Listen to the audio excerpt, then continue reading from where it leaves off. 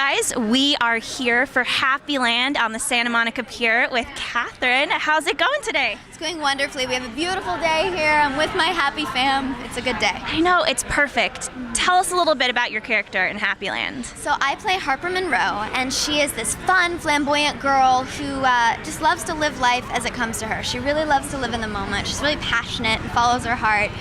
She's also really boy crazy and doesn't let anyone get in her way when she finds something she wants. Doesn't always think through the consequences, and that combination gets her into a lot of trouble throughout the season. Right. But you know, there's a bit of a socioeconomic divide in Happyland between the Brick and Dazzle, and I'm sure you can imagine which is which.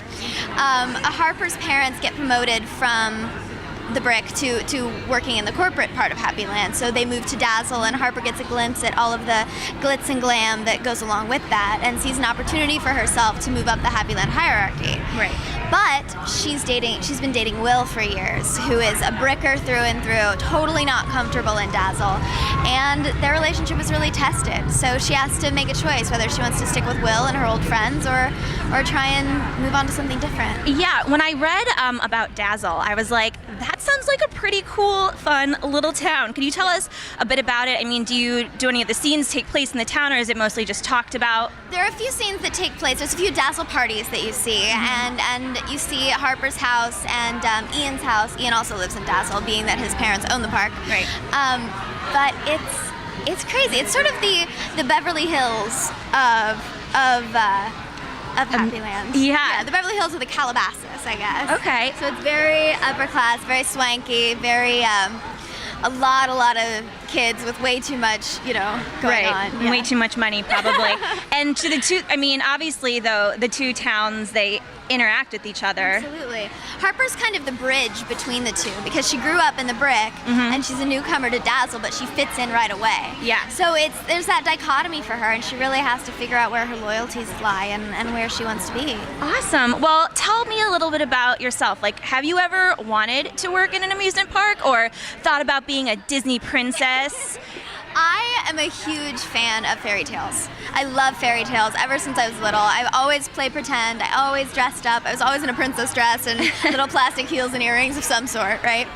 But I think there's something really special about that, and it's a really fun look at it. It's different. So if you could pick one, if you could pick a character to be, I mean, I'd have to say The Little Mermaid, probably. I yes. have to, because I love that.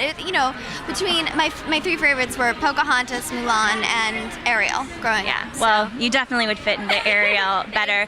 So are you excited to be part of the MTV family now? Yeah, the MTV family is so fantastic. I've met a lot of the cast of Teen Wolf and Awkward, and of course Fakin' It. Right. And Finding Carter too, actually. Yeah. And they're all so welcoming, and it's really amazing. I actually, Alex Saxon from Finding Carter and I grew up in the same town. No way. Yeah. So it's been a nice reunion for us. Oh, that's awesome. Yeah. What do you think sets Happyland apart from the rest of the amazing shows on MTV? Happyland is a really quirky, dark, comedic look at the underbelly of an amusement park, and it's a very different setup than any of the other shows. So it'll be interesting to see what audiences think.